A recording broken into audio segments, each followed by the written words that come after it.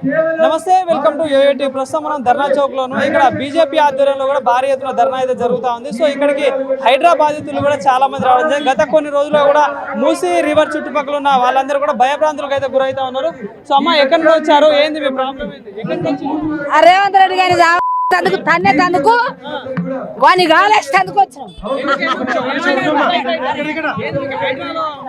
అదే సార్, మా ఇండ్లు మాకు కావాలి సార్. మాకు డబల్ బెడ్రూమ్ వద్దు, పైసలు వద్దు.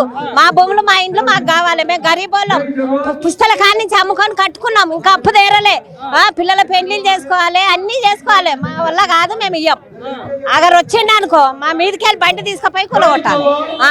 ఏమంటున్నారు వచ్చిన అధికారులు? ఏమంటున్నారు? కూలగొడతామంటుర్రు. Marking వేసిపోయినరు, వేసిర్రు marking. 20 ఏళ్ళు అయిపోయింది. 20 ఏళ్ళు అయిపోయింది. నీళ్లు లేవు, కరెంటు లేదు. 3-4 ఏళ్ళ సంది ఉన్నాం అట్లా. అక్రమంగా కట్టుకున్నారని చెప్పేసి లేదు లేదు, చూసుకొని మా దగ్గర పేపర్లు లేవా?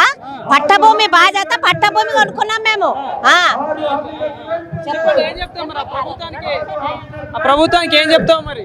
ఏం చెప్పేది లేదు, మాది మాకే కావాలి. ఎవరు ఏం చెప్పినా, ఆయన దిగి వచ్చినా మా భూములు మాకు కావాలి. మా ఇంట్లో మాకే కావాలి. మేము దౌర్జన్యం చేసి గుడిసెలు వేసుకోలే. గవర్నమెంట్ భూమి మేము ఉండలే. మేము పట్ట భూమి పైసా పోసి కొనుక్కున్నాం. మాకు కావాలి. ఇక్కడ పరిస్థితి సార్, చెప్పండి సార్, ఏం చెప్తారు సార్ మీరు?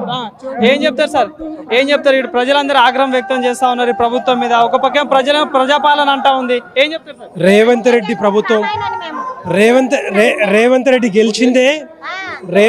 గెలిచిందే రైతుల ఓట్లతోటి, నిరుద్యోగుల ఓట్లతోటి, సామాన్య ప్రజల ఓట్లతోటి.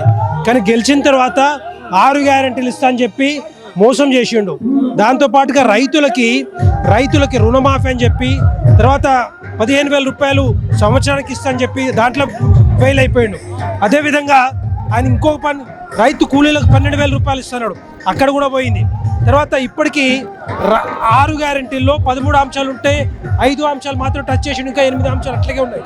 దాంతోపాటుగా రైతు రుణమాఫీ అయితే 2 లక్షలు ఇస్తున్నాడో 31,000 ఖర్చు అవుతుంది అని చెప్పి 17,000 కోట్లు మాత్రమే రిలీజ్ చేసి దాంట్లో 7,500 రూపాయలు మాత్రమే, 7,500 కోట్లు మాత్రమే ఖర్చు పెట్టింది.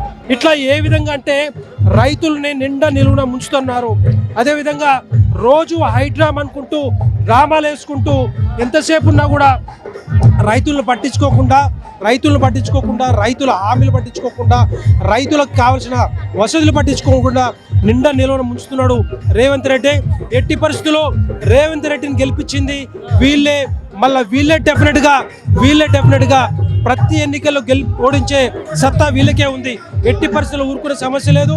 ఎందుకంటే హైడ్రామా పేరుతో ఏదో డ్రామాలు ఆడుతున్నాడో ఎట్టి పరిస్థితుల్లో జనాలందరూ అర్థం చేసుకుంటా ఉన్నారు. పేదల ఇండ్లు కూల్చొద్దు, పెద్దోళ్ళ ఇండ్లు కూల్చాలి, తర్వాతనే పేదల ఇల్లు కూల్చాలి తప్పితే పేదోళ్ళ ఇల్లు ఎప్పుడు కూడా కూల్చకూడదని చెప్పేసి నేను డిమాండ్ చేస్తున్నాం.